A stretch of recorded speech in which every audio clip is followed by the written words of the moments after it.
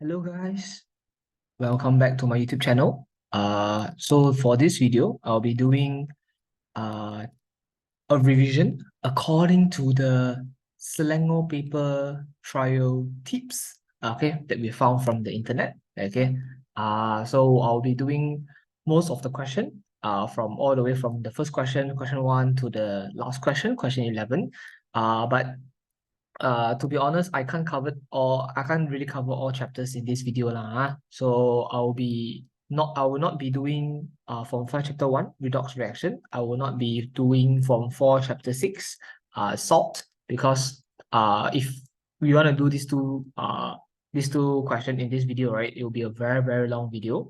So I'll be doing the rest of the question, okay, except for these two chapters. So for these two chapters, I will leave some extra in my YouTube channel link, okay, and TTC video seminar link as a guideline for those two chapters in the description box below, okay. And this PDF with answers will be also provided in the Google Drive link at the bottom also, okay. So let's start for this video. Hopefully this video will help you guys to get you through your Selangor paper trial lah. Okay, and guys, to clarify first, this is actually for Selangor trial paper only. Okay, not for any other states lah. Okay, so for the first one, okay, we can see that this is actually a picture of naphthalene, heating of naphthalene. So usually they're gonna ask you to determine the melting point of naphthalene by heating it from solid, and then it will melt, become a liquid. So what is the purpose of using water bath? Usually when we talk about is, why don't we heat naphthalene directly at the bottom of this test tube? Why do we heat the water bath, and water bath transfer heat to the test tube, to the boiling tube? So usually the purpose of it will be trying to get you trying to actually heat the naphthalene uniformly, and then secondly, actually naphthalene is flammable. So these are the two main answers for this lah. So of course, if it's 1 mark, just write one point. If it's 2 marks, then you're going to write both. Okay, then why do we need to stir naphthalene during the heating process? So of course, guys, if you don't stir it inside and outside, they will heat up at a different speed, at a different rate, so then you will get an uneven heating. So we're going to actually try to ensure, okay, temperature of the naphthalene is uniform to ensure even heating. That's also fine. Then next one, explain why temperature remain constant during melting. So this is a very common question for heating curve, for cooling curve, okay. So every time when you see if you heat anything or if you cool anything, temperature go up or go down, they always go through a constant temperature. So that will be always the change of state, whether from liquid to solid, solid to liquid. Okay, when there's change of state, you always see a constant temperature. So of course, for melting, okay, so it's where we heat the solid naphthalene, it will start to melt. But why? When it goes from solid to liquid, it starts to melt? Because you can see that heat is absorbed by the particles to overcome the forces of attraction between particles, so that the solid turn into liquid. So the keyword will be the highlighted word. Okay, heat energy absorbed, overcome forces of attraction. So that will be the answer for change of state. Then moving on for D, sulfur has a melting point of 114. Can melting point of sulfur be determined by using water bath, as shown in the diagram? As we see, guys, water bath, can we go over more than 100 degrees Celsius? Cannot, because when it's 100, it will be void, it become gas, so you can't go more than 100 degrees Celsius. So therefore, my choice for here will be a no. Cannot. Why? Because melting point of sulfur is above the maximum temperature of water bath, which is 100 degrees Celsius. Okay, so of course, this is the explanation for it. For E, sketch the heating curve for naphthalene, label on the graph of the melting point of naphthalene, which is 80 degrees Celsius. So let's say, if naphthalene melts at 80 degrees Celsius, you're going to see a constant temperature at 80 degrees Celsius. Okay, so the brief idea will be a straight line go up, and then hits 80 degrees Celsius, constant temperature, and then temperature goes up again. Okay, and don't forget to actually label up your y-axis and your x-axis. Usually, if it's melting point, it'll be temperature against time. Okay, so from here, you see temperature against time, and then 80 degrees Celsius, you have a graph go up, constant temperature, go up again. Okay, so this will be heating curve. Moving down, we also have cooling process in this question here, just to make you guys familiar with both lah. What is meant by freezing point? So of course, guys, whenever they ask point, it's always a temperature. Okay, so what temperature is a freezing point? Is where the temperature, the particles turns from freeze means what? liquid to solid. So you have to say from liquid particles to solid particles. Okay, so constant temperature, which liquid changes to solid at a specific pressure. Must include the word specific pressure because we're gonna remain your pressure at your room condition. So when you're doing experiment in room condition, you have a fixed pressure. And number two, what is the use of conical flask? So when we say when we heat, right, we also need water bath to ensure even heating. But if you want to cool, we also actually let it cool down in an empty conical flask. For what? So the function for it is to ensure naphthalene cools uniformly. So same thing as the function of water bath. You want to heat uniformly. The function for a conical flask will be the other way around. You want to cool it uniformly. Okay, all at the same time, prevents supercooling of naphthalene. Okay, so what is supercooling? Supercooling is where the temperature go too fast, go down too fast, and then it actually go below the freezing point, but your liquid is not freeze yet. Okay, so that is actually the condition of supercooling. Then why naphthalene is slowly stirred continuously during the cooling process? Sorry for the mistake here. Okay, so of course the same thing from here. You can say that to ensure temperature go down, okay, the cooling is uniformly. Okay, it cools uniformly, so it's the same function lah. So of course, going down here is explain why temperature remain during freezing. So same thing. Why if the temperature goes up, change state, temperature constant. Temperature goes down, cooling. Okay, temperature constant. Also have they will ask you to explain. So for this freezing point, so usually when we go down for freezing, right, your constant temperature need to be slightly more complicated explanation. It's not as easy as a boiling the heating up curve. Okay, so for freezing, for cooling curve, your temperature constant will be heat loss to surrounding is exactly balanced by heat energy release as the particles attract one another to form a solid. Okay, so why? So from here, what we actually understand is when we say heat loss to surrounding is actually like you imagine like when you put your chemical, okay, into a freezer, okay, temperature goes down. So from here, temperature goes down. Okay, but then when the chemicals start to freeze, okay, when your particles start to freeze, they will go slower. Particles movement will get slower. So from liquid particles from moving randomly, they'll slow down into a closely packed arrangement that allows them to have heat release. Okay, so this actually slightly increase your temperature of your surrounding. So therefore, try to imagine that this is one side, that one in the beginning, temperature goes down, and then during freezing, temperature release gives you increase in temperature slightly. So one go down, one go up, they balance off each other, you get a constant temperature. So this is actually for freezing, for cooling curve lah. Okay, so whether it goes from condensation or freezing, you can use the same concept. So of course, after explanation, what's the cooling curve? Guys, same thing lah. So go down, straight line, go down. Okay, so your idea will be something like this. Okay, don't forget to include your y-axis, your x-axis. Okay, so this will be the graph for it. Moving on to the question, next question will be more related to your, I would say it's glass. Okay, you have W, X, Y, and Z. Name glass X and Y. So for X and Y, okay, so for X, you can see that it's your laboratory apparatus. So laboratory apparatus usually must be the glass that can more heat resistant. Can withstand high temperature, can like withstand cold temperature, low temperature at the same time. So this will be a glass that can have wide range of temperature change. Then for Y, you see that it's a telescope. So telescope is not usually like exposed to high temperature or low temperature. It's just a glass used in normal temperature. So we can use a basic glass for Y. So we can say that. So X will be borosilicate, and then for Y will be your silica. Okay, the fused silica glass. Okay, moving down to the composition of Z. Okay, Z is light bulb.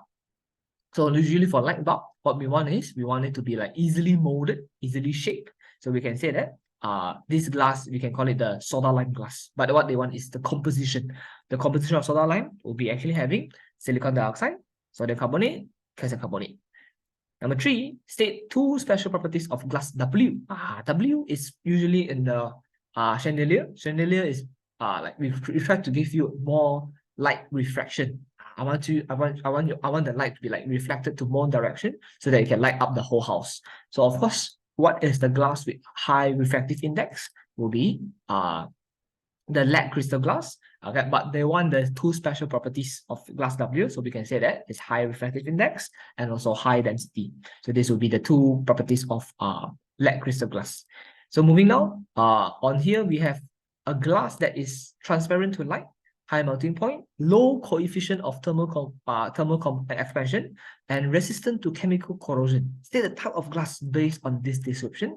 So from the word there, low coefficient of thermal expansion, we know our answer must be borosilicate. Why? Because low coefficient of thermal expansion means that it doesn't expand much or contract much when actually exposed to hot or cold water. So it allows this glass to to store, okay, to contain hot water. At the same time, you can pour cold water, it doesn't crack. So usually when you talk about glass that can crack easily when exposed to hot and cold water at the same time, is because you pour hot water, expand too much. You put cold water, contract too much. So expand and contract at the same time causes the glass cannot withstand the pressure. It will crack the glass. But borosilicate is the one that can actually do this thing because it doesn't expand much. It doesn't contract much. So it just expand a bit, contract a bit, okay, that allows your glass to be able to store hot water, cold water at the same time. Then number two, give another example of the uses of glass stated in B1. So from here, borosilicate glass, we can use it for your laboratory glassware, for your cookware. Okay, moving on to C, we can say that this is a process of heating sodium carbonate. So after 5 minutes of heating, you realize that your apparatus here actually like kind of bent. Okay, so Izan heats sodium carbonate salt in the test tube. After 5 minutes, it was found that the test tube changed its shape. As a chemistry student, suggests a more suitable apparatus to be used to replace the test tube and experiment. So this is test tube. So are you supposed to heat test tube? Usually not supposed to, because test tube is made from the soda lime glass or the fused glass. Okay, but of course, if you want to heat something, we're gonna use a glass that is usually more heat resistant. So I will say that borosilicate, okay, which is boiling tube, is your best choice. Okay, so because boiling tube is made from borosilicate, it's high heat resistant, or you can say low coefficient of expansion. So low expansion coefficient also can. So this will be the explanation for it, 3 marks. After glass, okay, in question 3A, okay, we're moving down to RSTU. We have some elements given here. What is meant by proton and nuclear number? As you know, guys, the definition for proton number is a bit simple, okay, but usually students don't really know how to write proton number. Okay, because I will know, guys, what is nuclear? Nuclear is proton plus neutron. Okay, but what is proton itself? What is the full definition for proton and nuclear number? So it'll be something like this. So proton number is the number of proton, but you must include the word in the nucleus of an atom. Okay. And number two, nuclear number, as you know, is proton plus neutron, but you cannot just say proton plus neutron. Sentence must say total number of proton and neutron in the nucleus of an atom. So again, must include the word in the nucleus of an atom. So this will be a very important keyword to write for this definition. For B, state the number of electrons in atom T. So we can see that T given 39, 19. So if you want electron, you must look at the proton. And which one is the proton? The smaller number. So we can say that if you have 19 proton, you also got 19 electron. Then how do we calculate number of neutron? We're going to take the nuclear number minus the proton number. So with 39 minus 19, you're supposed to get 20. This will be the information for the atom we get from here. Then for C, define isotope. What is isotope? You all usually remember same number of proton but different number of neutron. Okay, but guys, remember to write the full sentence in the full complete sentence. You can say that they are atoms of the same element. Must include this one, atoms of the same element with the same proton number, okay, but different nuclear number. Okay, so guys, if you want to use proton number, you must match with different nuclear number. If you want to use same number of proton, you must match with different number of neutron. So this will be a package. Okay, you must only choose one. Okay, so you see, if I highlighted the proton number, I'll proceed with nuclear number. So this will be a package that you must fix to yourself. Don't mix and match. Don't say same proton number, then go and say different number of neutron. This is wrong. Okay, so this is a very small attention to details. Okay, so this is for isotopes. For number two, which pair of atoms are isotopes? So we're going to look for same proton number, right? But different nuclear number. So you can say that it will be S and U. Okay, so you can and also explain your answer. So you can say that S and U, this is because same proton number, different nuclear number. Number 3, state two different physical properties between two isotopes. So as we can see, guys, the nuclear number is different. It affects your physical property. So what is the physical property that will affected by our nuclear number? So we can say that the melting point, the boiling point, the density, the atomic mass. So these are all the physical properties. Because when you increase nuclear number, it increase the mass of the atom. Then number 4, will two isotopes react the same way when heated with oxygen? So when for isotope, they have different physical property, but usually they have the same chemical property. So what is same chemical property? Means that when you try to react it with some other chemicals, they give you almost the same observation. What is the main reason for it? Because reactivity and all these chemical properties is decided by what? Decided by your valence electron. So if they have the same proton number, they got the same electron number, they got the same valence electron. So the alternate keyword will be yes, because they both have the same number of valence electron, hence they have same chemical properties. So this will be for isotopes. Moving down, we have isotopes given in the table here. State one use of radioisotope in each of these fields mentioned above. Or for this one here, guys, I'm just gonna give you the table. Just memorize. Okay, for medical field, cobalt-60 for killing cancer, and move on and so on with all this. So for radioisotopes example, you're gonna memorize the isotope and the use. Okay, so this is I'm just gonna go through with this. For the next one, E suggests the physical state of PQR at room temperature. So the usual room temperature will be around 25 degrees Celsius. So what you can do is you can take this 25, try to fit into all these melting point and boiling point. If it's higher, you go over it. If it's lower, you stay below, you stay before it. So if it's lower than melting point, usually is a solid because it's not melted. If it's not melted, so it will be remain as solid. But if the temperature goes over the melting point, usually they will be liquid.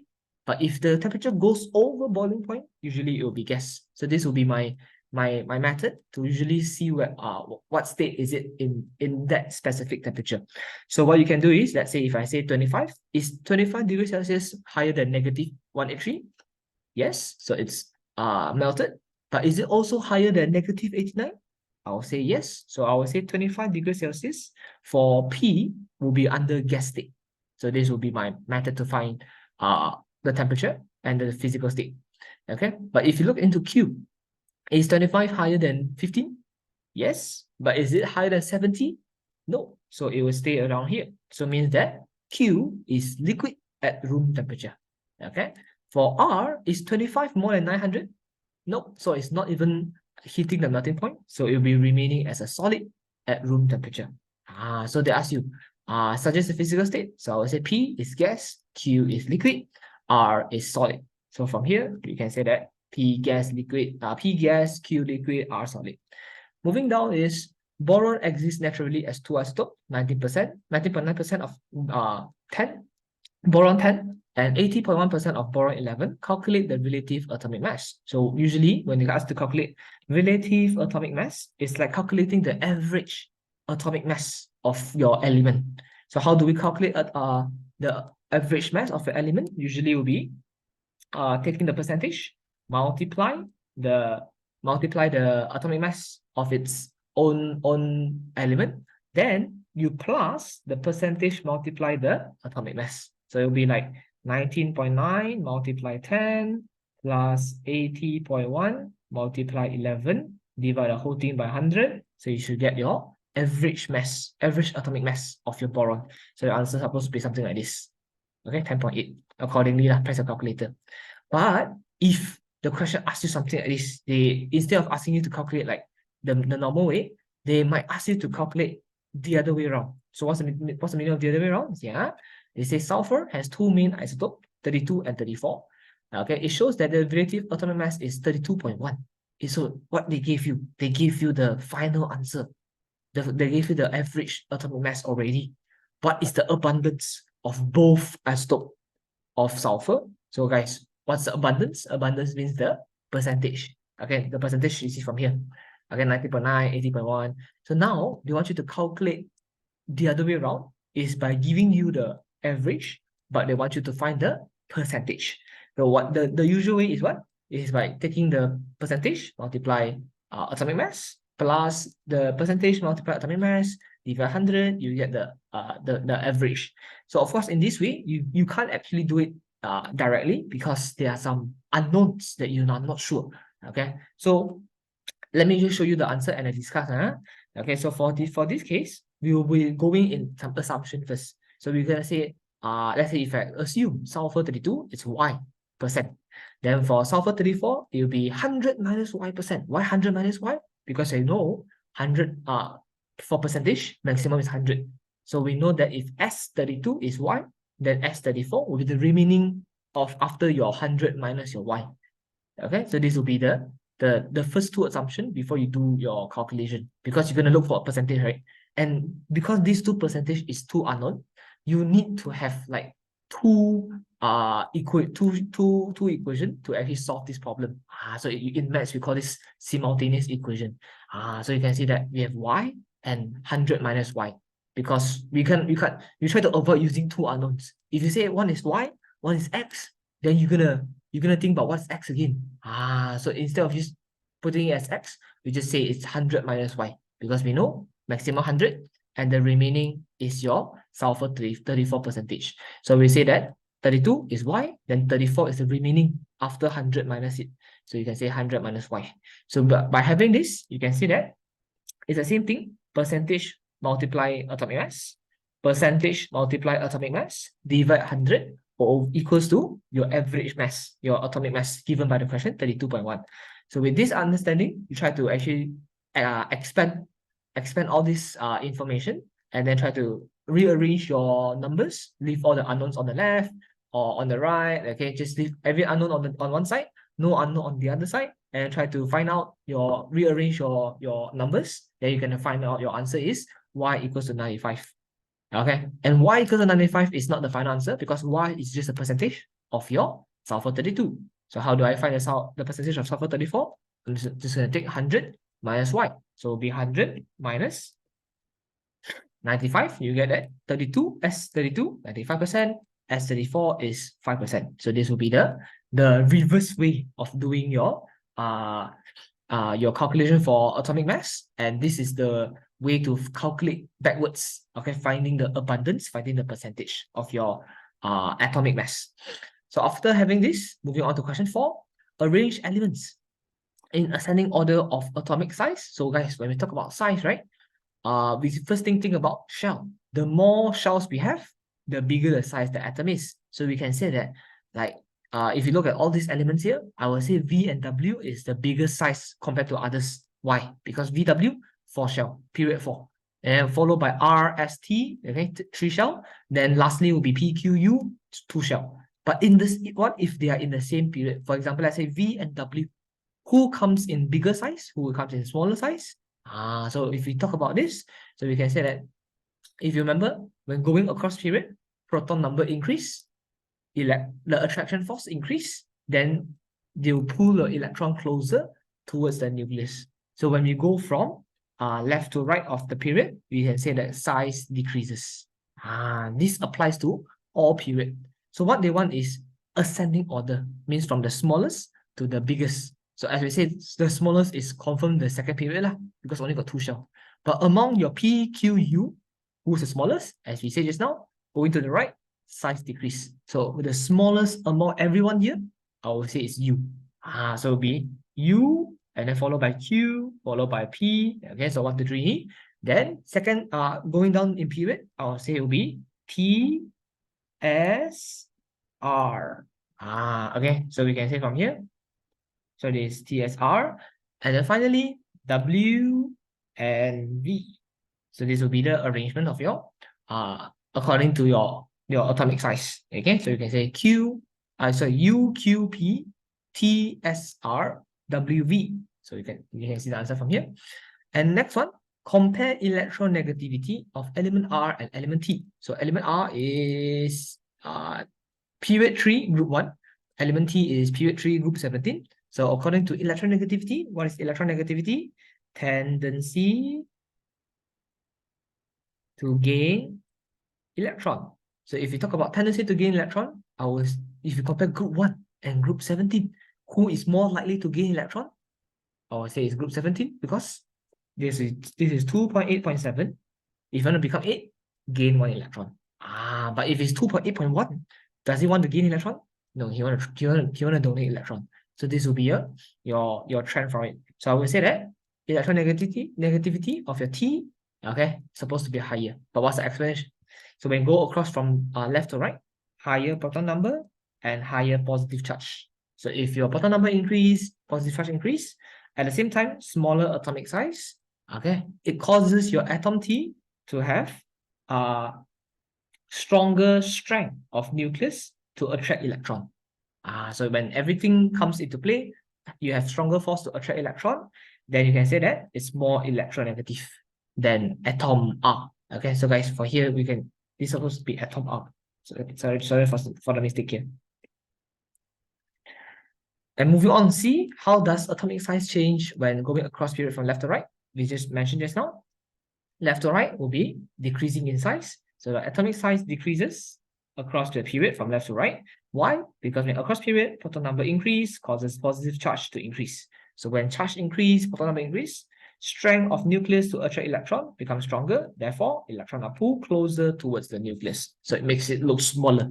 So you don't change number of electron, no changes, no change in your shells. So just that the electron now is closer towards your nucleus. So this will be the explanation. For D, give one special characteristic of W, and W is what? W, you can see that it's in the middle of your groups. So we call this the transition elements. So if transition element, we have 4 special characteristics. Just choose one among your 4. So you can see as catalyst, form color compound, form complex compound, and different oxidation number, different oxidation state. This will be for transition element. For E, which element is monoatomic? Monoatomic, I would prefer is group 18. So you see, will be element U. Okay, monoatomic element. Element U. Okay, guys, I think there's a mistake in the answer here. This will be element U. Let me check the other answer. Diatomic is Z. Guys, I think there's a mistake in the answer here. Okay, my bad. Okay, guys, I think let's not follow the answer. Let me just take this away. Diatomic will be usually around group 16 or group 17. So choose among Q or T. So I will say this is T. Used to increase rate of reaction, I will say it's catalyst. So it will be W. Reactive with cold water. What are the things that can react with cold water? Usually it's your group 1, the alkali metals. So I will say it's R or V. So for here, we can say R, V. Okay. That forms M4 telluric oxide. M4 telluric oxide, usually you call it the aluminium oxide. Who's aluminium? Group 13. So it will be atom S. So it will be S.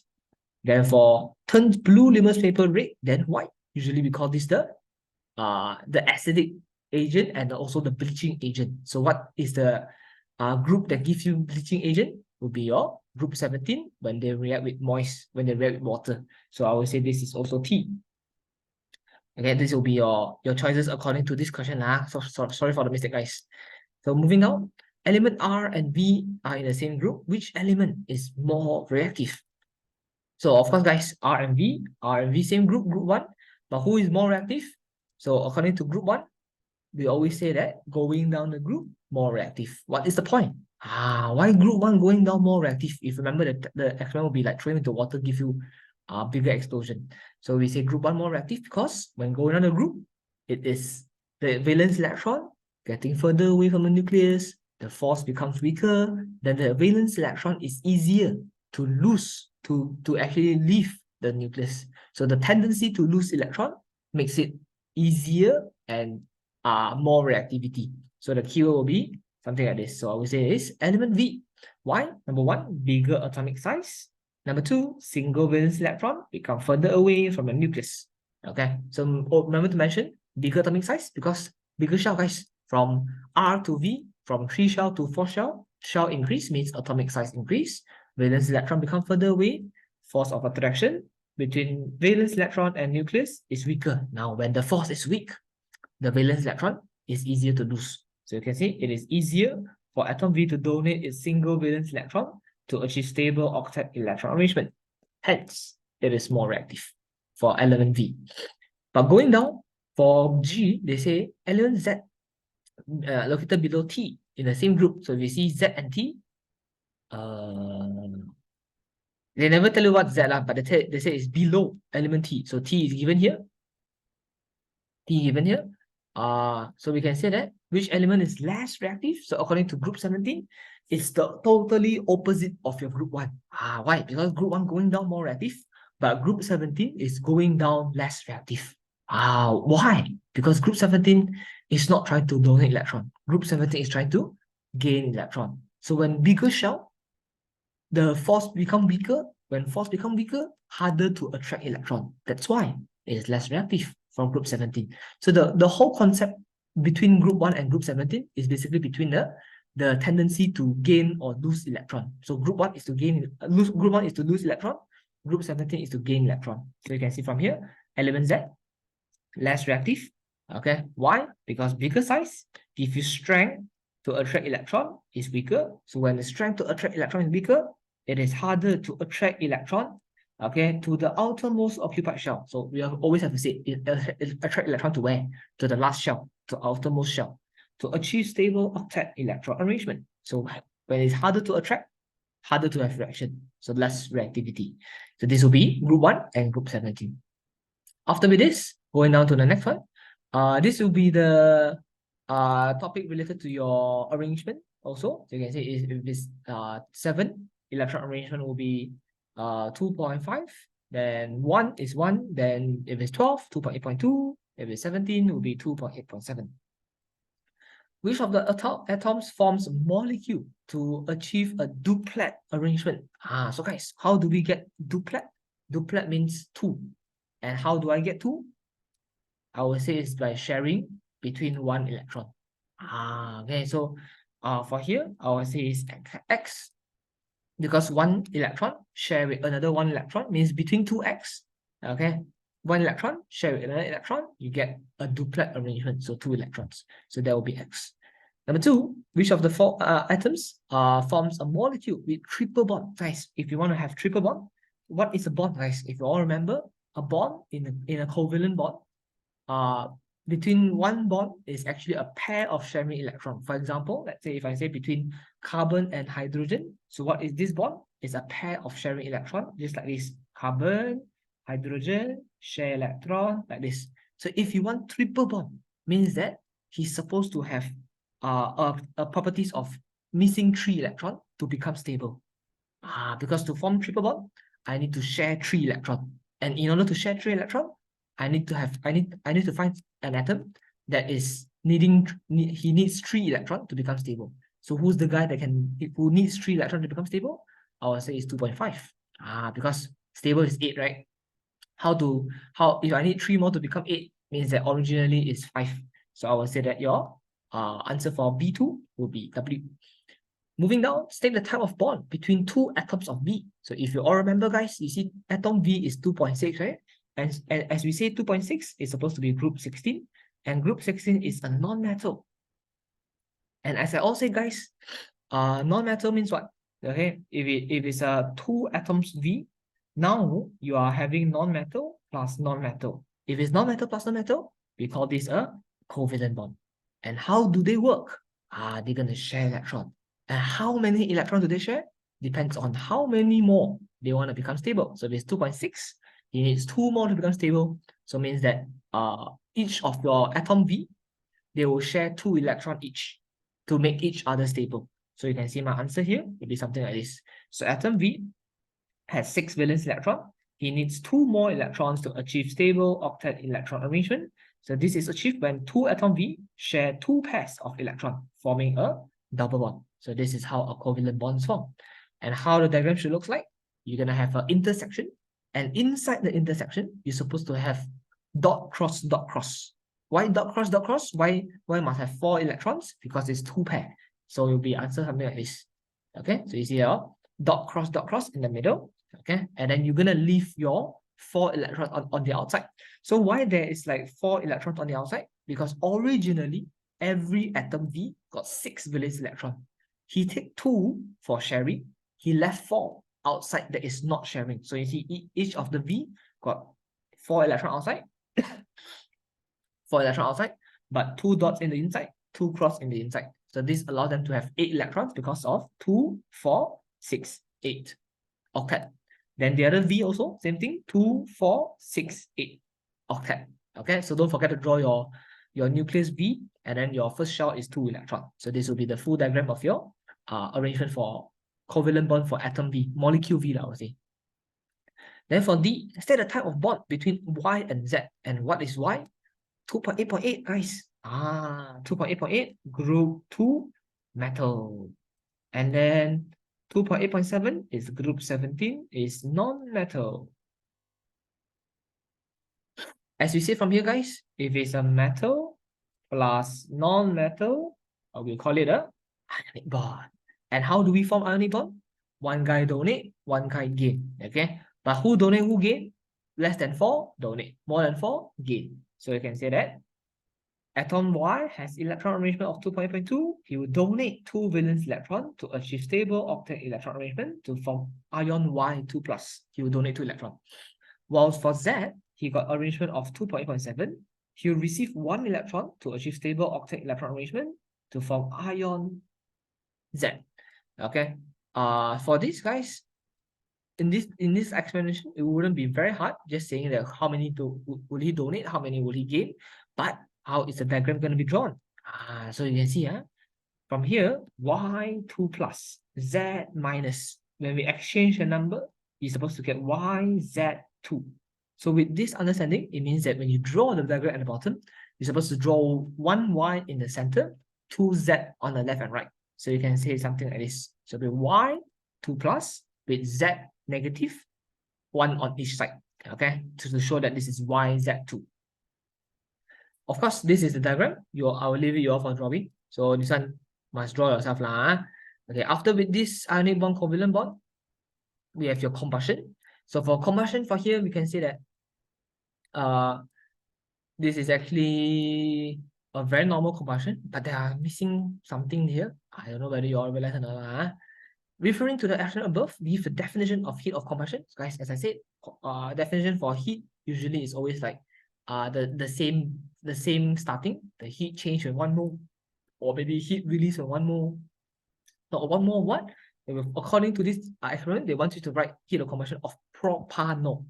So propanol, you're gonna actually modify your sentence according to propanol. So it's a heat release in 1 mole of propanol is completely combusted or completely burned in excess oxygen.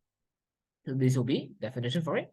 And how do we calculate number of mole? If I have the let's try to find what is given for propanol. So if you see mass of propanol before experiment 37.01, after experiment is 36.29. So you're supposed to find the mass of propanol used. Then only you can use mass over molar mass to calculate the number of mole. So therefore, see my first step. You see my mass is this is the mass of propanol use. Propanol use. Once you have the mass, by taking the value to minus, you take the molar mass. What's the molar mass? According to question, you see, is H equals to 1, C equals to 12, O equals to 16. And what exactly is propanol formula? If you're not sure, write down first. Propanol formula is actually C3H7OH. So that's why 3 times 12? Because C3, 1C is 12 times 3. H7, O is 16, H is 1. So C3H7OH. So do this, you get the number of mole of propanol. And the heat absorbed by water, usually guys, when we talk about heat, is Q. And how do we find Q? Q equals to mc theta. So I'll be taking the M of the water, 200 gram. C given by the question, 4.2. Theta is the change in temperature. Take the final minus the initial. You get it. Then you get your heat absorbed by the water in this experiment.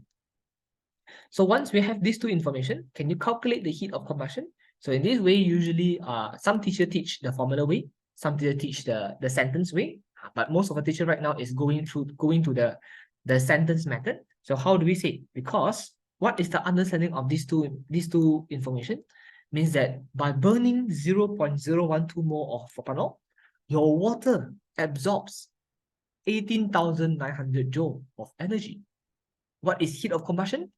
1 mole. So what's the meaning of it? It means like if you go in ratio, 0.012 releases 18,900 joule of energy. What if the experiment is 1 mole? What is the energy release? So this is the concept of these two information. 0.012 produce 18,900 joule. So if it's 1 mole, you're going to convert it into according to ratio. So therefore, it'll be something like this. So 0.012 mole of ethanol releases 18900 joule of heat energy. If it's 1 mole, I'll take the heat, okay, divide the number of mole, you get the heat release in terms of 1 mole. So therefore, I'm going to convert this into kilojoule, and the final answer must be kilojoule per mole unit because now it's in terms of 1 mole. And because it's a heat release, so it's a negative sign.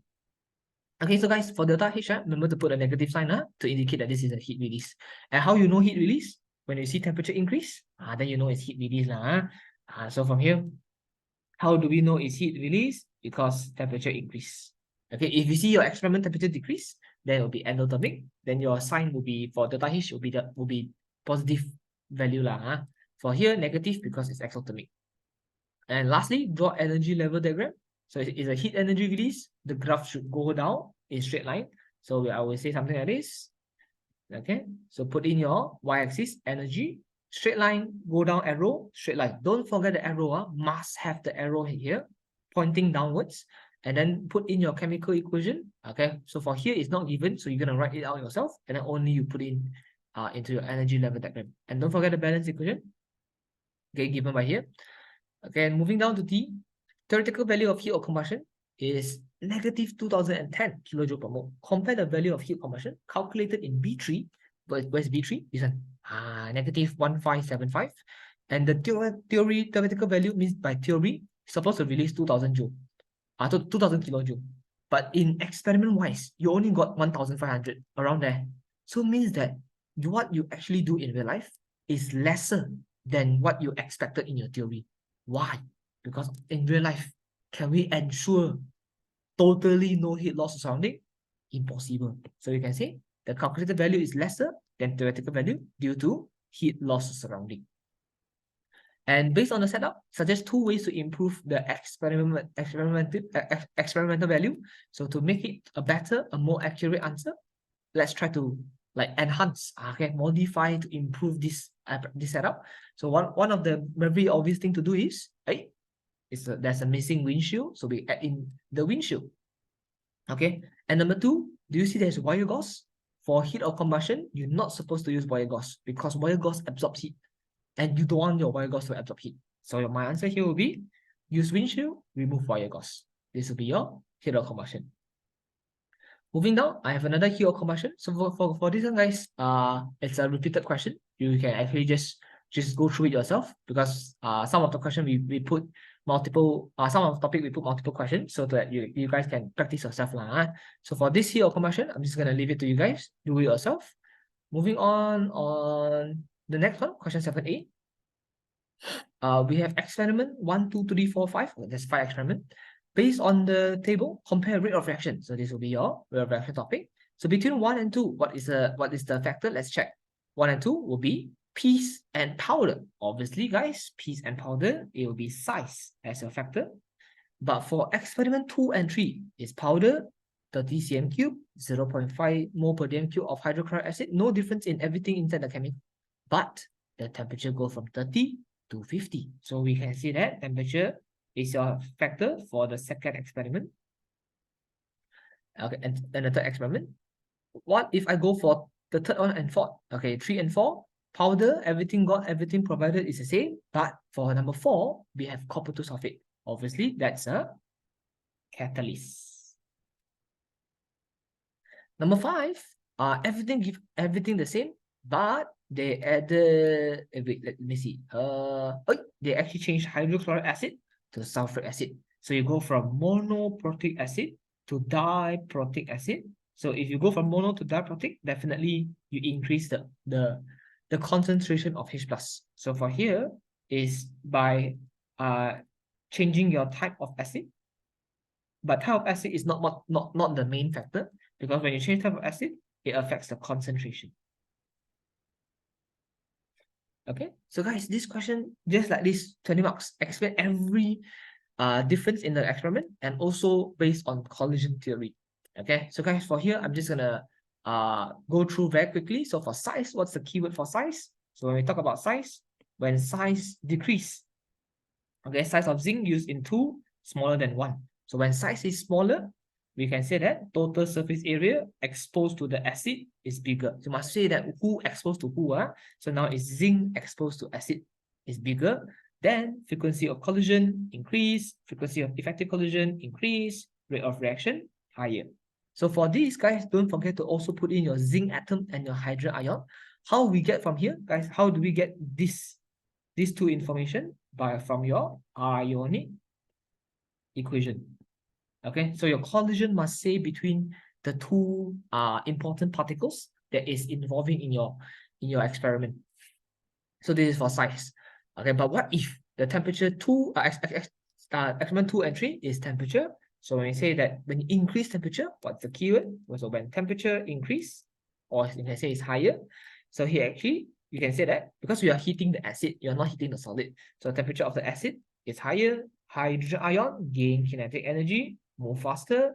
They are able to achieve the activation energy. So when particles can achieve activation energy, they can have more collision, they can have more effective collision. So frequency of collision increase, effective collision increase, rate of reaction higher.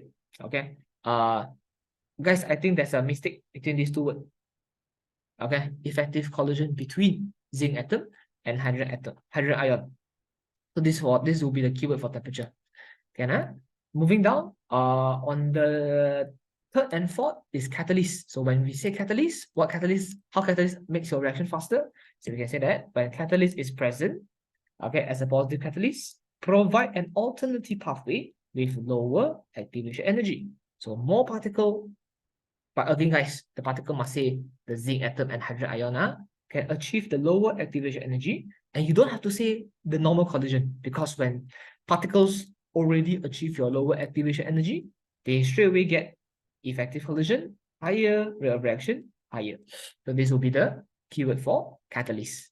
And lastly, because we are talking about concentration, but before going for concentration, make sure you mention the monoprotic and diprotic, because that is the one that affects your concentration. So from here, you can say sulfuric acid is a diprotic acid, hydrochloric acid is a monoprotic acid. So with this information, we know that sulfuric acid has double concentration of hydrogen ion than hydrochloric acid. So you have double the amount of H+. So we have double amount of H+, double number of H+ per unit volume. I don't know what here, per unit volume. Then hydrochloric acid means in the same amount of volume, your sulfuric acid gives you double amount of H+, and that allows you to have higher frequency of collision, higher frequency of effective collision, and also higher rate of reaction. So guys, this is all the collision theory that we have in our syllabus. All the 4 factors we have, size, temperature, catalyst, and concentration. So make sure familiar with these four ways of writing effective collision, because this gives you a lot of marks. Okay, up to 4 marks or 5 marks each of this collision theory. Okay, after rate of reaction, we sometimes have some calculation. Sometimes we have some ionic equation to write. So let just go on with this. Yeah. So next one is we have calcium carbonate with hydrochloric acid. So from here, it's best to write an ionic equation first. Okay, we to write ionic equation, first thing to write is to write the chemical equation. So chemical equation is CaCO3 hydrochloric acid plus HCl becomes CaCl2 plus H2O plus CO2. So by balance equation, you get this. And how do I convert this into ionic equation? So we're gonna check the ions, and the only thing that has ions right now is your H plus and Cl minus, which is because why CaCO3 no ions? Because it's not to say no ions, but because it's a solid right here, it's a powder. So powder, your ions is not moving, it's not free moving right now. So I don't consider it first. But after reaction, your calcium carbonate dissolve. So yes, right now you have your Ca2 plus, Cl minus, okay, but there's no ion at the back, H2O molecule. carbon dioxide molecule, so no ions. So I'm going to cancel off the only spectator ion. Who's the spectator ion? The ion that is not having any changes at all. So obviously, it's the chloride. So after removing the chloride, the rest is your answer. So you can see my answer will be CaCO3 plus 2H plus, you get Ca2 plus, CO2, and H2O. So this will be your ionic equation.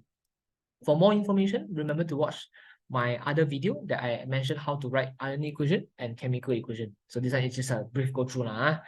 For B, compare the rate of reaction for set 1, set 2. So how do we compare? By having a shorter time taken, we can know that it's a faster reaction. So we can say that set 1 is higher than set 2. And why is set 1 higher than set 2? Let's see. Same mass, same volume, same concentration, same acid. Okay, no temperature given. Now you see, this is powder, this is cheap, is size. So this factor here is the size factor. So I'm not going to go through this again, guys. You pause the video, you write yourself, and then you check my answer. So the answer will be this one. Okay, size smaller, total surface area exposed, larger, collision increase, effective collision increase, rate of reaction increase. So this will be size factor. Going down for the sketch of graph. So for having a higher rate of reaction, your graph is supposed to be steeper gradient. So set 1, you can say higher rate of reaction, supposed to give you a steeper gradient. Okay, so of course your graph is supposed to be something like this. Okay, will be going up. Okay, the volume of gas going up, and then will be guys, this curve is not okay. Okay, so guys, for here, because they actually limit down your 40 cm cube. Okay, time taken to collect 40 cm cube. It means that your reaction here is not complete. Okay, because you can actually have more than 40 cm cube. So your gradient can be a straight line. Okay, not using the curve line. Because curve line, it means that your graph go up all the way, and then you see the end of experiment. But for here, you don't see the end of experiment because they say they only want to collect 40. But maybe you can collect 50, you can collect 100, you can collect 200. Okay, so you're not sure whether 40 is your end of experiment. Just use a straight line as a gradient. Okay, you don't see a curved line yet, because curved line is where you see your reaction slow down and then become complete reaction. So here it is a straight line. So for D, a student wishes to increase rate of reaction for set 2, because this is set 2 by changing the hydrochloric acid with sulfuric acid. So for here, guys, as you say, we go from monoprotic to diprotic, the concentration increase. Okay, even though with the same value of concentration, but the ratio is different. So you can say that, yes, number of hydrogen ions are doubled in high sulfuric acid. So after real reaction, moving down, it will be our soap. Okay, so for here, what is the name of the reaction used in preparation of soap? So what do we say to prepare soap? You can say that saponification. And following equation, draw the structural formula of sodium palmitate in the space provided. How do we combine to form what usually we call soap, but we call the ester? How do we form ester? By taking out your two information here. You see, there's a hint given here. When you say that this plus this, you form one product and the empty box, right? So what is the information that you see from here? You can say that CH2OH, CH2OH, CH2OH. Where these two things come from? So obviously CH2 come from here, OH come from here. So what do you think is the diagram on the back? Technically, it's the remaining part of your leftover part, the blue color box. And you have 3 of it, because you see it's a 3 repeating part. So you don't have to draw 3 times. Just draw one of this, and then you just write a 3 in the front. Just like a balanced equation. So your diagram is supposed to be something like this. So you'll be having like this.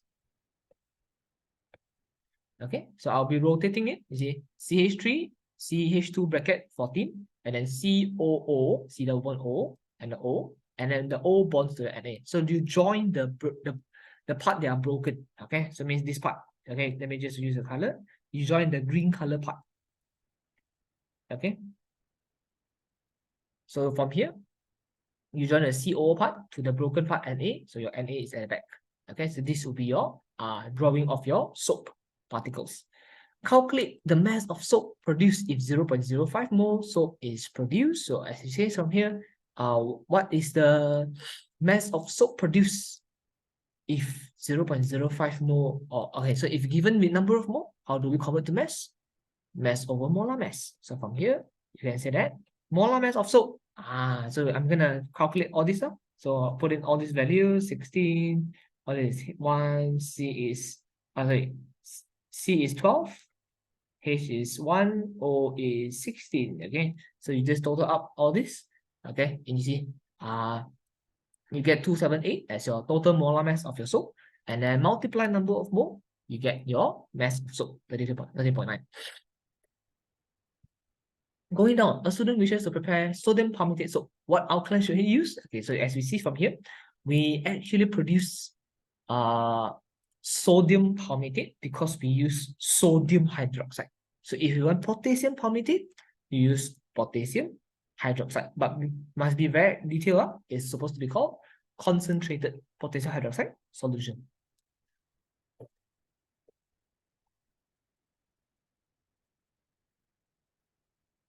Okay, moving down, we have hot water plus cleaning agent A, hot water plus cleaning agent B. As you can see, A, the grease stain removed, B, the grease stain still remain. So which is from here, who is more effective? I would say it's A. But why? Most likely, who don't work in hot water? The soap. So who's the one that works like perfect in hot water? Usually we call it the detergent. So A, so it does not form scum in hot water. And for here, by using the following materials, describe how to differentiate soap and detergent. You have 1 gram of soap, 1 gram of detergent, hot water, 2 boiling tubes. So what we know is soap in hot water forms scum. Detergent in hot water, no scum is formed. So from here, simple steps from here. Equal volume of hot water, pour into 2 boiling tube. You add in soap detergent into each of the boiling tube. Insoluble precipitate scum will be observed in soap, okay, and hot water, while no precipitate is formed in the mixture of detergent and hot water. Okay, so a very simple step from here. So moving down after soap, okay, this is another question of soap. Okay, so let me just do one more. So in a chemistry project, Anas and his friend carry out soap preparation. Palm oil is hydrolyzed to palmitic acid and glycerol. Then palmitic acid is then react with sodium hydroxide to form soap. Finally, sodium chloride is added to precipitate the soap. So name the process again is saponification. Suggest another chemical can be used to replace sodium hydroxide. We just mentioned this now, potassium hydroxide, and to be exact, it's called concentrated potassium hydroxide solution. Write the chemical equation to show the formation of soap. As you can see, is given with here the CH3, CH2 bracket 14, COOH, combined with your NaOH. So what you're gonna do? You're gonna actually what we can take from here is you try to take out the glass the water. So from here you can see so I'll take out the water. So take out the H and OH. You see, you take out the H and OH. So something like this. H OH. Then your broken part gonna combine to form your soap particle and leaving out your water as your product, as a side product for your formation of soap. And once again, they want you to calculate the mass of soap if you have 0.05 mole. So if the number of mole is 0.05, how do you convert to mass? Mass over molar mass. Okay, so molar mass of soap given, just take your 0.05 multiply the 278, you get the mass of soap produced. And going down, stain remain, stain disappear. Who is soap? Soap supposed to be the one that is less effective lah. So the one stain remains. So B, W, because the dirt on the shirt remains and scum is formed. So that's your soap detergent, your soap cleaning agent. So for here we have 2 beakers P and Q containing soap or detergent solution respectively. And with the use of following material, how do you distinguish, means differentiate between soap and detergent? So we're gonna do the same thing again. Okay, we're gonna try to pour them into boiling tube, P and Q into different test tube. Then containing calcium nitrate, close the boiling tube with stopper, shake it. Solution in the beaker can form scum, is soap. Okay, what exactly is this one? Basically, guys, calcium nitrate is your hard water. Okay, because what exactly hard water? Hard water means water that usually contains Ca2 plus or Mg2 plus. So that's the definition for hard water. So that's why we see calcium nitrate here. So soap with calcium nitrate gives you scum, give you white precipitate. Okay, moving down. This is a topic about rubber. So as you can see from here,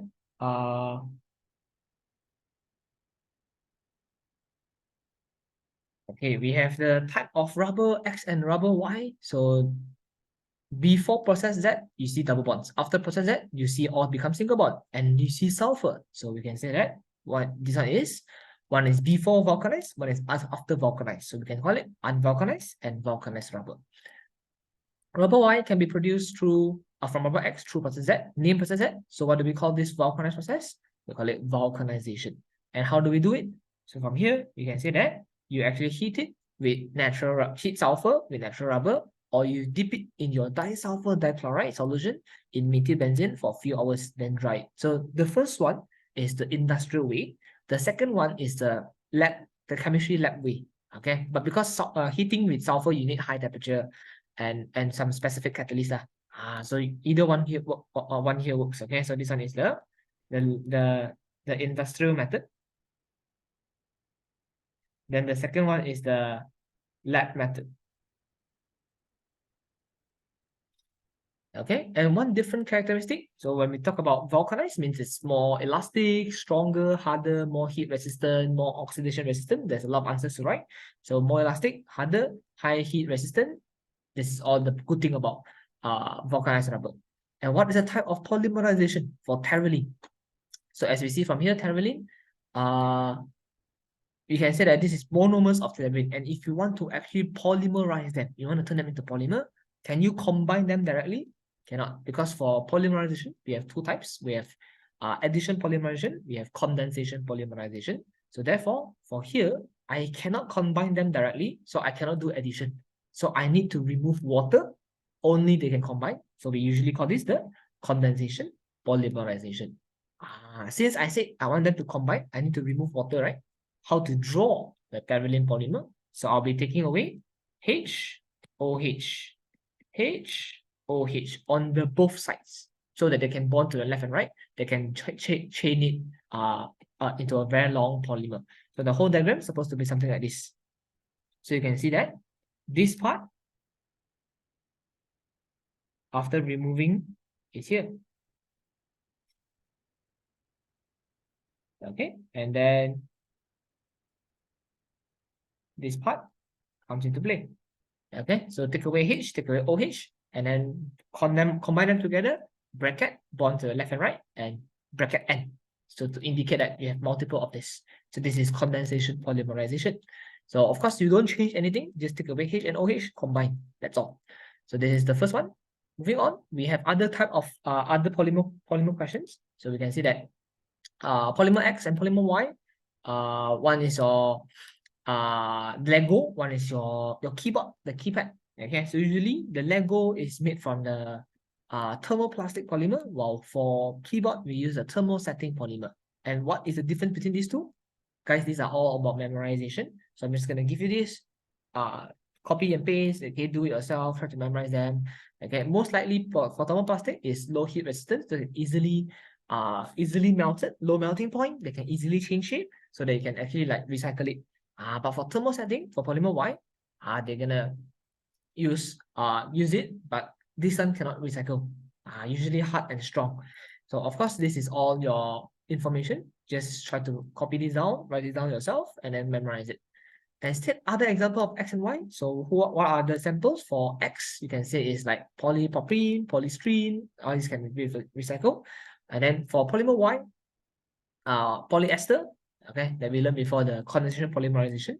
For your terephthalene, okay, for your nylon, okay, those are cannot recycle one. Okay, so you can say this is your sample for polymer Y. But for going down, thermosetting polymers are widely used as kitchenware. by giving an example of thermosetting polymer, describe one advantage and one disadvantage of thermosetting to make kitchenware. So as we see from as we see from the top, thermosetting is high heat resistant. So it means that it's good for kitchenware. But as we know, it's actually cannot be reshaped, cannot be recycled. So this will be like the information from it lah. So you can see we give one sample: melamine bakelite, advantage, low thermal conductivity, microwave transparency, resistant to corrosion and water. Disadvantage, not non-recyclable. Okay, cannot be remolded after heating. So these are the extra information. Just choose 5 from here. Okay, so the 1 mark come from here. Okay, advantage, choose 2. Okay, and then disadvantage, choose 2 mark. I think guys, I think there's a mistake in the marks here lah. Maybe just 3 marks here. They just one from each. Okay, because it's one advantage, one disadvantage. Okay, guys, sorry for the mistake in the marks. Then for B, name 2 other type of polymer other than thermosetting polymer.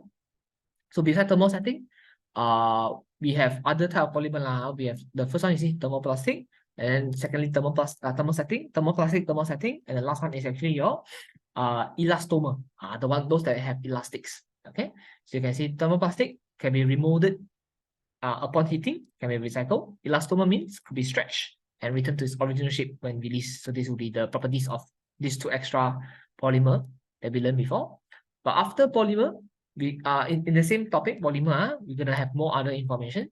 So we have polymer A, polymer B, produce threads that are important for textile industry, widely used to make plastic packaging. So different functions seems like it. Say the meaning of the polymer. Say meaning of polymer means they want the definition for polymer. Give one example of natural polymer. So first draw the structure of polymer and name polymer B according to IUPAC nomenclature. So we can say that what is the polymer usually used for plastic bottle, plastic bag is our polypropylene or polyethylene. Okay, so these will be your 2 main possible answers. So the meaning of polymer means a long chain molecule that is made from combination of many repeating basic unit called the monomer. And the natural polymer we have in bio or in science, we can say is protein, natural rubber in our syllabus. And what we're going to draw for here, polyethylene, or you can draw polypropylene if you want to. Okay, polyethylene, polypropylene. So what is polyethylene? Means it's supposed to be 2 carbon and then bond to the left, bond to the right, or single bond, bracket N. So this will be polyethylene. Okay, if it's polypropylene, if you want to draw polypropylene, okay, you just have you need 3C, but you cannot draw three carbon in a straight line because it will affect your bonding for your bracket. Because your bracket is among one on the left, one on the right. So you're gonna draw like this: 1, 2, 3. CH3, H, bond to the left, bond to the right, and so this is polypropylene. Okay, and this is all because of what? Because of the double bond. Because when we draw propene, right, it'll be like this. So when you form polymer, you're supposed to like open up the double bond. So you can't open up the bond when you have an extra C blocking here. So I'm going to move it down so that you have a CH3 at the bottom. So then you can bond to the left, bond to the right by opening up the double bond. So this will be the concept of it. But for going down, compare A and B. So as we say for A and B, the type of polymerization. So A is nylon, your terylene usually use condensation, polymerization. Okay, so for polymer, okay guys, I think they messed up again. Okay, this is polymer B, this is polymer A. Sorry guys. Okay, so B is the one that we do addition polymerization. Okay, then A is a nylon, terylene, those we use the condensation polymerization. Okay, so guys, sorry for the mistake again. And the characteristic of monomer for B, how do we do addition? Because your monomer got double bond. For A, got functional group.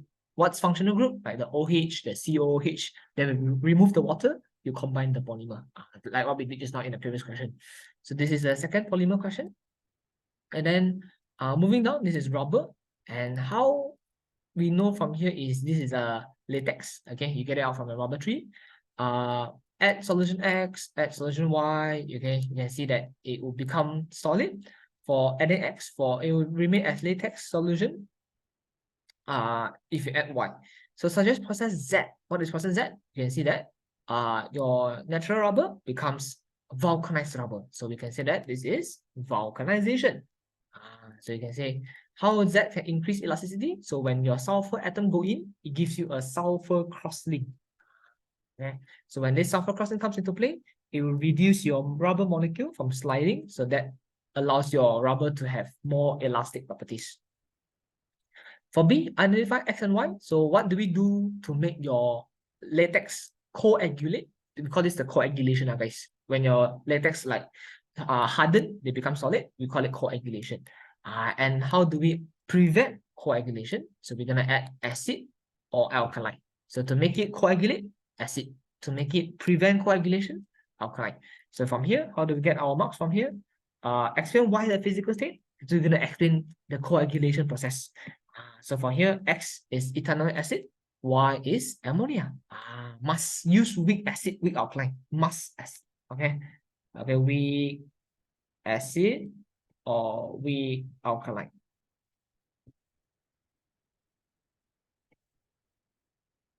Okay.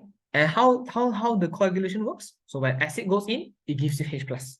And how H plus give you coagulation? So you can see that hydrogen ions neutralize the negative charges on the protein membrane of rubber, because if you all remember, rubber molecule outside got negative charge in the protein membrane. So with this information, your H plus comes in, neutralize, then no more negative charge, your particle will collide. So you can say that hydrogen ion neutralize the negative charge on the protein membrane of rubber.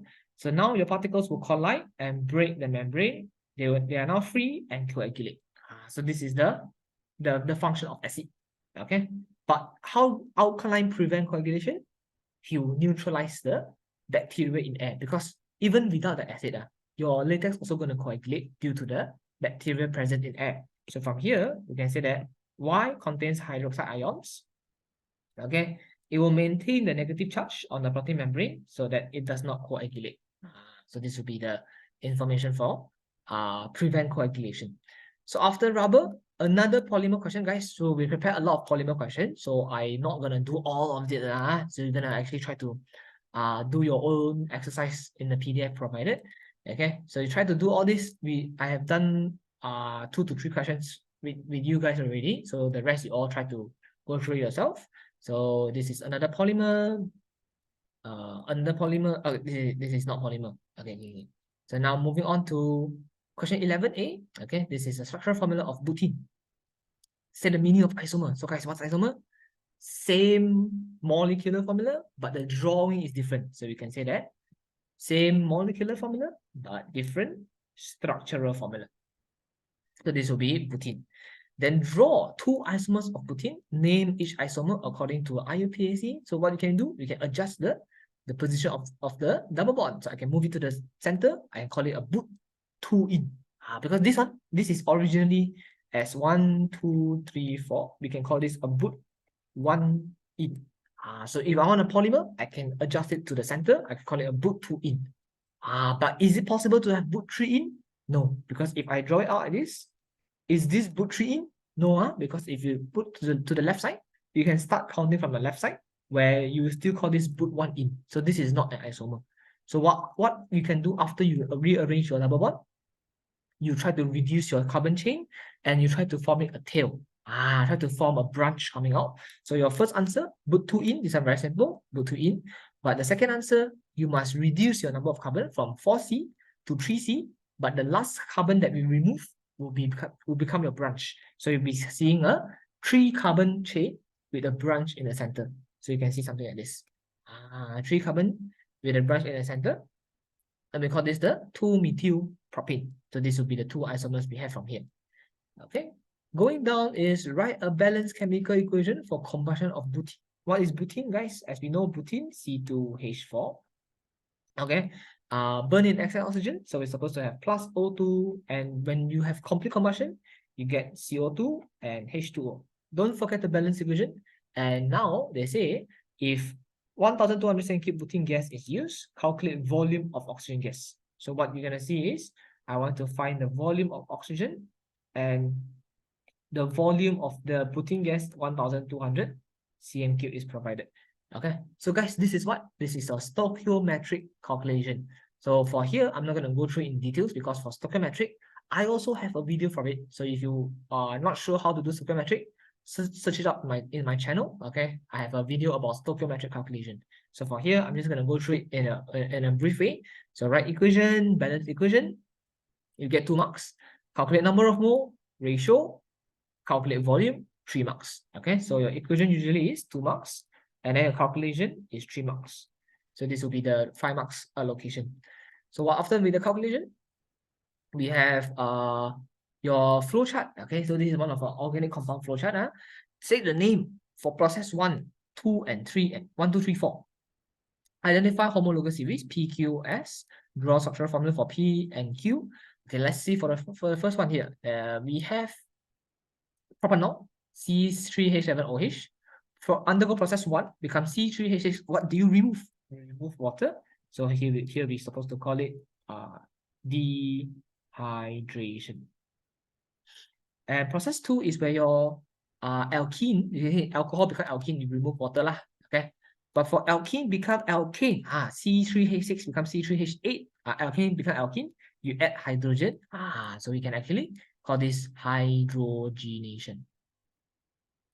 While for process 3, alcohol become COOH, OH becomes COOH, is oxidation. And process 4 is where you take alcohol with acid combined together, you're supposed to call this ester. So we found the 4 process here already. So we can say this is called esterification.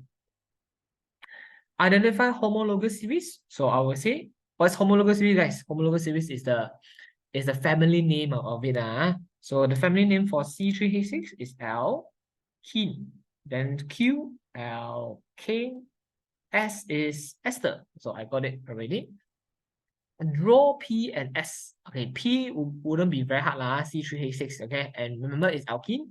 You're supposed to have double bond. So be C3H6. C3H6 something like this. But for ester, because you're combining your alcohol and your acid, will be slightly more complicated. So see, my answer will be something like this. Okay, so for the first 8 marks will be quite easy, but for the drawing, okay, for compound P is your C3H6, so it's supposed to be easy on drawing. But for your S is ester. How do we draw ester? So the whole diagram goes in this way. Yeah. So for R C2H5COH, then plus your S is C3H7OH. How am I going to draw this? I'm going to draw something like this. C2H5COOH. How do I mix with my alcohol? Later, when we form ester, I'm supposed to remove water, right? So I'm going to actually draw my OH. I draw it to the left side. So it's OH, C3H7. Why do I draw my OH to the left side? So to make you guys understand easier, I take away H, take away OH, and then you're supposed to combine these two things. Okay, take away H and OH, combine these two. Your answer here is supposed to be something like this.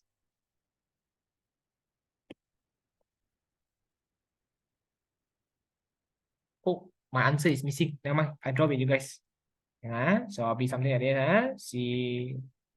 COO. And then bond to C3H7. So this is compound S.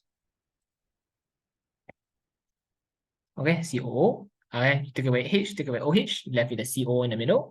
Then you get your ester. So this is the drawing for ester. Then moving on. This is question 11B. Okay, another organic compound question. Let me do one more lah. X forms after undergo reaction 1 forms ethanoic acid. Undergo reaction 3 forms ethyl ethanoate. So this is ester, this is acid. So I will say X is actually alcohol, because alcohol undergoes oxidation forms acid, forms carboxylic acid. And he undergoes what form? Alkene. So I can call this dehydration. Okay. And because of the ethanol acid and the ethene, I will say the alcohol is ethanol. Okay. And then ethyl ethanoate, so makes sense. State the name, homologous series, molecular formula, functional group of compound X. So X is what? Alcohol, ethanol, because the same name, right? So we call it ethanol. Homologous series is alcohol, molecular formula, C2, because it's C2 is a ethanol, so it'll be C2H5OH. Functional group, the OH, so we call it the hydroxyl. Okay, you can just call it the OH. Okay, so this will be the answer for compound X. Name reaction 1, 2, 3. I just got you guys the answer. 1 is oxidation, 2 is dehydration, 3 is forming ester, esterification. So this will be the 3 answers here. Quite easy. Write chemical equation for 1 and 2. 1 is the oxidation. So for oxidation, it's slightly more complicated. Okay, you're gonna actually have something like this. Reaction 1, because it's oxidation, make sure be careful on the oxidation, because your oxygen comes from the oxidizing agent. So the bracket O, it means that this O doesn't come from natural, doesn't come from your surrounding. It comes from a chemical called oxidizing agent that supplies to your alcohol, remove H, and then you remove 2H. By the way, guys, 1 O goes in, remove 2H. Okay, so the diagram goes in this way. That is C2H5OH. How he become your acid, okay, is by actually taking away H, then the O goes in. So this part here becomes like this, COOH. Okay, why got double bond O? Because the O comes in, kick off 2H, replace the 2H by taking the 2 bonds. So you can see the CH3, you have CH3, COOH. So CH3, COOH. And by also having water coming out, why? Because 1 O goes in, 2H comes out, combined with the remaining O outside, you form water outside. Okay. And reaction 2 is the easy one. Take away the water. So take away water, you get C2H5OH becomes C2H4. So this is not very hard. The hard part is the oxidation equation. Student always confused about this. Okay, how you turn from OH to COH, take away 2H. Okay, so this will be oxidation. Going down is another question of carbon compound. So guys, as I said, I did 2 already. So the rest you all do yourself. So moving on. 11D also same thing. Is also your carbon compound. Try to do your own practice.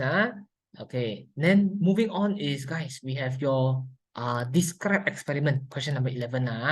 So for here, describe laboratory experiment to carry out dehydration of named alcohol, and it's going from alcohol to hydrocarbon. What's hydrocarbon, guys? In our syllabus, hydrocarbon only got 2 possibilities, alkane and alkene.